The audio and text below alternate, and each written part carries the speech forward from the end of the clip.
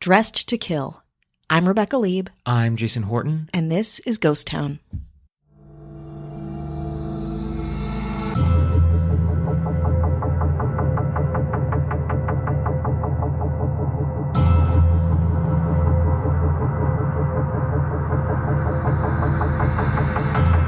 In June 2011, the tragic death of Anneka di Lorenzo remains a mystery.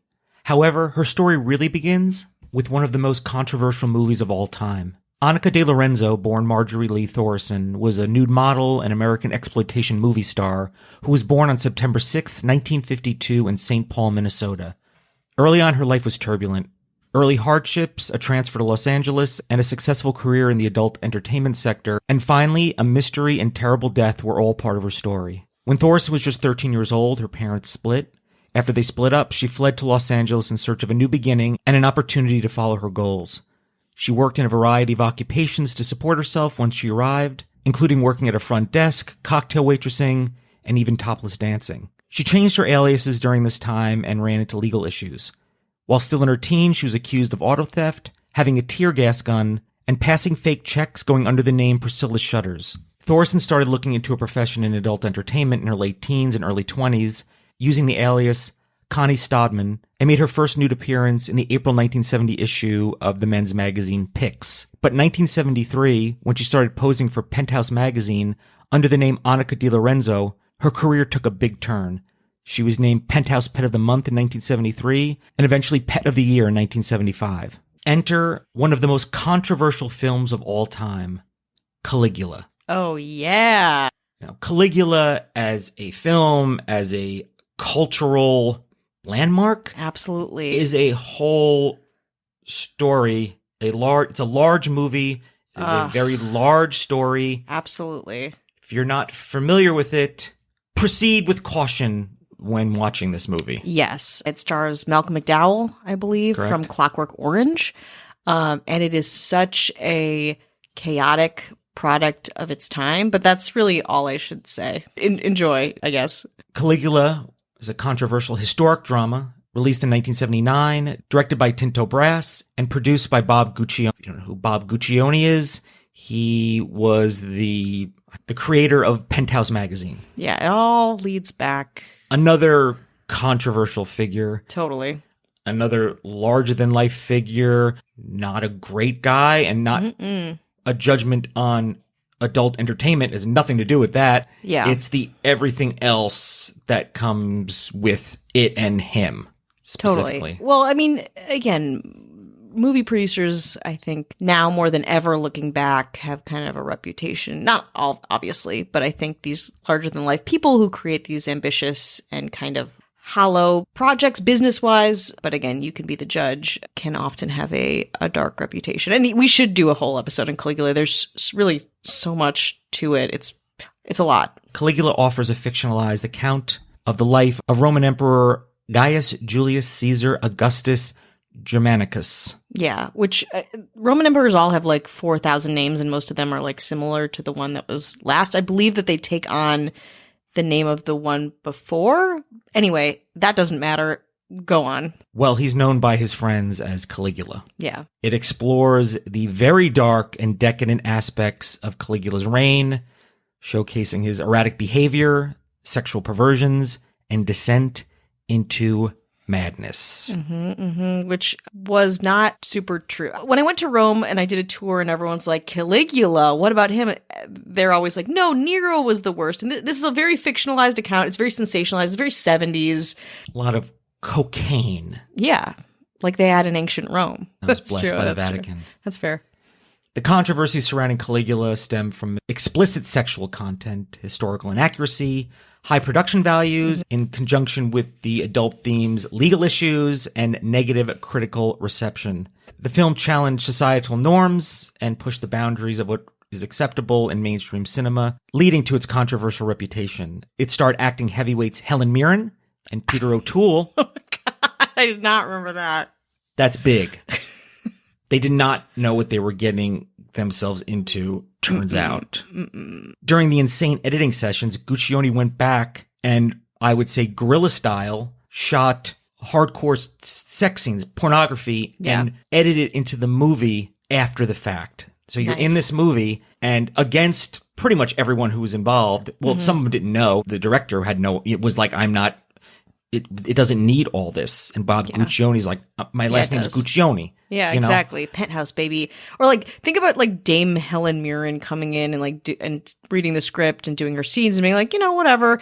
And then watching the movie and to be cut into with like hardcore sex scenes. When they filmed in 1976, he actually went back and rated all the props and just shot scenes using nothing to do with the actual movie, brought people down, and then just shot sex scenes. And to probably a lot of people's surprise and chagrin, they were like, whoa, when did you do this? He's like, I went back there and did it. I remember that vase and that skull and that flower pot. You're just like, I remember those things. I don't remember that person's asshole. It's wild. This is where Anneka Di Lorenzo comes in. She was a girlfriend of Bob Guccioni on the side. She was a side girlfriend because he actually had his actual girlfriend. Girlfriend. And she had hopes of being in the movies. And what happened is a lot of disappointment. And then things start to go south very, very quickly after this break. Hi, I'm Spencer Henry, some guy with a microphone and also the host of Cult Leader Podcast from the Morbid Podcast Network. Cult Leader is a weekly show, and in each episode, we're covering a range of topics from, well, cults, of course, crimes, America's Most Wanted list, the occasional extraterrestrial, or televangelists gone wild. You never know what you're gonna get. So if you're into that sort of thing, come hang with us every Tuesday. We like to keep it casual around these parts. We just love to learn about this wacky, wacky world of ours. On Cult Leader, we've got hundreds of episodes from fraudulent satanic ritual abuse cases to haunted asylums or strange disappearances. If any of this sounds up your alley, let me join you on your next car ride, flight, or wherever you listen. Follow Cult Leader wherever you get your podcasts. You can listen early and ad-free on the Amazon Music or Wondery app. Hi, hello, how are you? Hello. How are you? How you doing? Oh, sounds you like good. That? You like that? Yeah. You like that? Yeah, Okay. good. All right. Do you like that? Do you like me? Like me? Say you like me. Say you like me.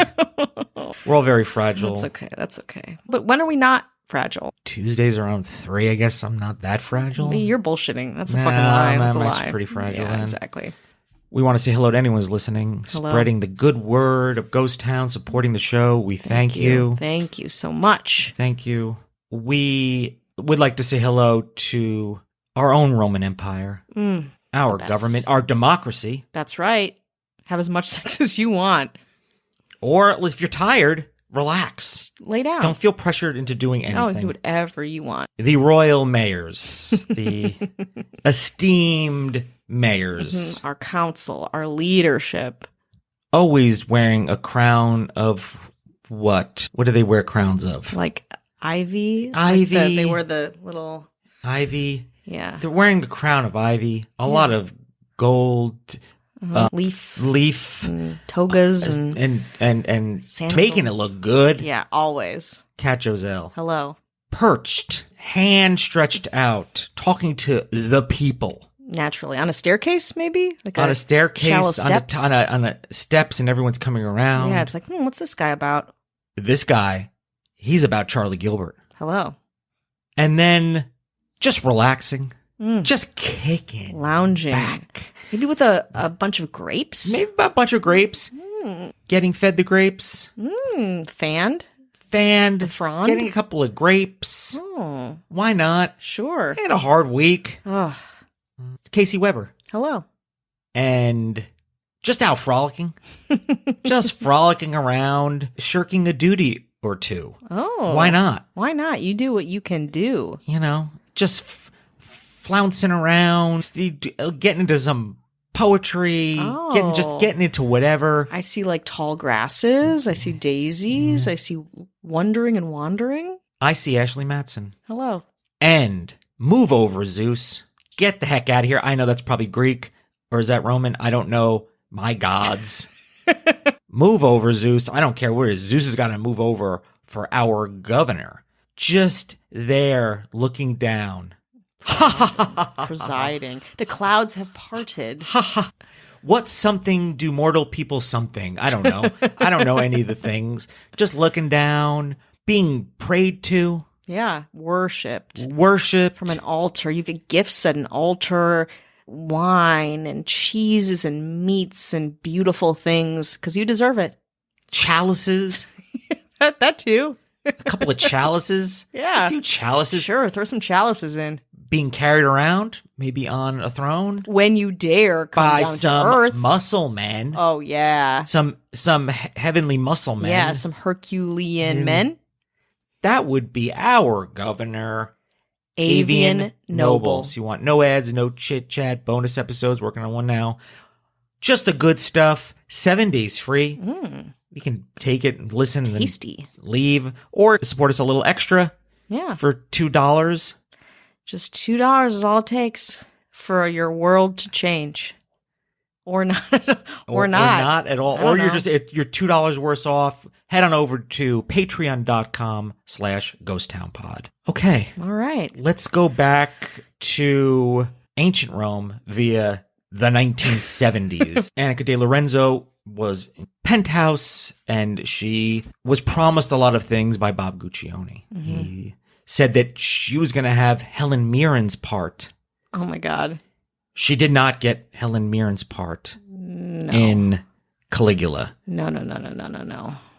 He was essentially a pimp in a way. He tried to get her to seduce like a CEO that he thought he was going to get funding from. Had her as a maid / girlfriend. A live-in maid / girlfriend. And this feels very like earlier Hollywood, like 1920s and 30s Hollywood, when like I forget if it was like the Hiltons, like Kathy Hilton's mom, or someone in that family. And again, I'm butchering this, but where they would have executives or producers and their girlfriends or women that they were affiliated with would go do favors for them and do these different things. And some of them would be sexual, but it was all kind of in the orbit of entertainment, but not quite being in it as such. This feels a little like late for that, but it makes sense too. So she was hoping to land the part of Caesonia in Caligula, and that went to Helen Mirren. Okay. I mean, again, like pretty good to lose a role to Helen Mirren. Not still. bad, but to become essentially a glorified extra. Not good. She was downgraded to receive $500 pay and was also promised back-end amounts, profits.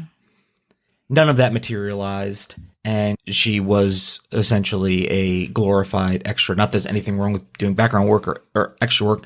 Done plenty myself. Of course. In my history. Absolutely. But in this situation where you are in a relationship. Yeah, you're invested. Yeah, you're someone You've probably invested. done a lot of things and you've been made a lot of promises to, I would imagine. So she's in the original cut as just walking around. Mm-hmm. When they go back to film, oh no, she is front and center, and it's pornography. Yeah, and that's what she was talked into. I don't know the situation. I imagine there was a lot of manipulation and gaslighting and drugs and all the things. Mm-hmm. Abuses of power across the board.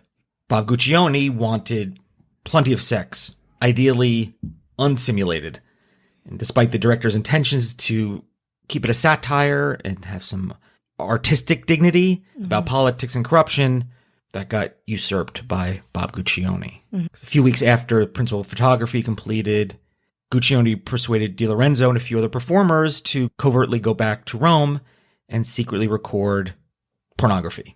Great. And if it's a secret film shoot, it's probably great. If you're keeping it from the major creative force like the director and the main cast, it's probably a great idea. It's like, well, you'll have a more featured part in this movie. It won't be good for your career and probably your psyche. It depends. I mean, it's for somebody, it might be like, this is great, I love it. But I think when you're promised a lot of things and you have a goal of making it in the entertainment industry, which is, you're up for Helen Mirren's role, a main role in this thing. And, every step down, you're like, do I do this? What happens next? Am I okay with this? Probably not. And when the movie was released, eventually, it did not have a great impact on De Lorenzo. It became a cult classic of a film, but it did not do anything to help her career. In fact, I don't think it did anything to help anybody's career in it. I remember maybe reading, because again, this is something that I think we kind of gravitate towards for an episode. I'm sure we'll do one that's kind of on the full experience of the movie. But I think a lot of people, not so much Helen Mirren, like not so much these larger actors, but I think a lot of the actors kind of were penalized for doing this or had to kind of answer for this film for years and years to come. Now, if you ever wondering, hey, how do you sometimes come up with the episodes that you do? This is how I came to find Anneka de Lorenzo. I was watching a movie, Dressed to Kill, Brian De Palma, which is a very erotic mystery, Alfred Hitchcock. It's strange because it's both good and bad at the same time. Great cinematography. Yeah. Acting is here and there. There's a little bit of camp, but very kind of sexy, erotic. Sure. 1980. Yeah. Is that pre or post Body Double? Pre. Okay. Yeah, it's pre-body. I think that was 84. This is Angie Dickinson, oh, wow. Michael Caine. So when I'm watching a movie, I can't help but to go and see who was in this movie and what they did after. Yeah, dig around. Anneka de Lorenzo is in it, not a speaking role. Not an unimportant role. I don't want to give away any of the movie for anybody, but it almost had a little foreshadowing. You see somebody who has like a pretty small part, but it's like a focus part, and you're like, oh, what happened to this person? And then, of course, you go down a huge rabbit hole, and then I became somewhat obsessed finding out all this information. Totally. Because it takes us to Southern California. Hell yeah. And we are going to get there. So she had a falling out with Bob Guccione. Naturally. She sued him in 1981 for sexual harassment, love it, fraud, and hell yeah, and inflicting emotional distress. It took more than 9 years for the case to come to a conclusion, but she won a $4 million lawsuit. That's amazing, and I think in that point in time, I don't think you saw that much of that. That's punitive damage and $60,000 compensatory damage. Which is a victory, but it was short-lived because on appeal, the $4 million she did not get. No. In accordance with state legislation. In retaliation, Guccione published more pictures of her in sexual acts with Caligula in Penthouse. She had some small roles and more exploitation-y type stuff, but that was it for her Hollywood career. She ended up getting married and divorced, having a daughter. She worked as a waitress, yoga instructor, certified nursing assistant. And in 2011, she changed her name to Anneka Vasta, which is her married name. And at the time, 58, residing with her sister in Sherman Oaks. All right. Down the street, down the 101. Yeah, a little up the 101 in the valley, heading towards the valley. And then was there for a time. And then she headed down to Carlsbad, Camp Pendleton area. She goes down there, and then on January 2nd, 2011, packs up her car, rents a room, and spends the night driving around and making calls to her loved ones. Oh, no. 2 days later, on January 4th, 2011, her body was found by joggers on the beach close to Camp Pendleton. An autopsy revealed she had a broken neck and back before she drowned. So her official cause of death is drowning. And there is some controversy on the specifics of her death and what was the cause of the death based on certain factors of where her car was, how she was found, the distance between the car and her body. She rented a room at Motel 6 and didn't really seem to set up shop at all. A bloodied steak knife, a blood-stained shirt, and sports bra wrapped in plastic liner of an ice bucket from her hotel. Wow. Were all on the floor of her 2001 Mazda 626. Her wrist had some hesitation wounds, I guess I'll call them. I don't know what you call them, but there's some like non-deep cuts, but they look like the intention. Like you're not trying to. No, it is like you're trying to. Oh, okay. It's like, yeah, you're trying. You're trying to. You're trying to, but it's superficial enough where maybe you're like, you know what? No. Yeah. Okay. And this is speculation, you don't really know, but that's what it looks like based on reporting and by people who've seen it and autopsies and such. She did not have any drugs in her system, but her car contained lithium and Xanax. And she had been known to have a little paranoia, depression, and indications that she would possibly like to end her life. But where her car is found, and I tried looking at some maps. I used to live in the San Diego area. I'm familiar, but where her body was and where her car's parked, how she got there, she would either have had to jump, but that didn't make sense. So there's some controversy in like how her body got to that point, meaning did she get there herself in some way or did someone get her there? The NCIS agents investigating concluded that she had not jumped off the 60-foot cliff. And the forensic pathologist determined while she had a broken neck and back, the cause of her death was drowning.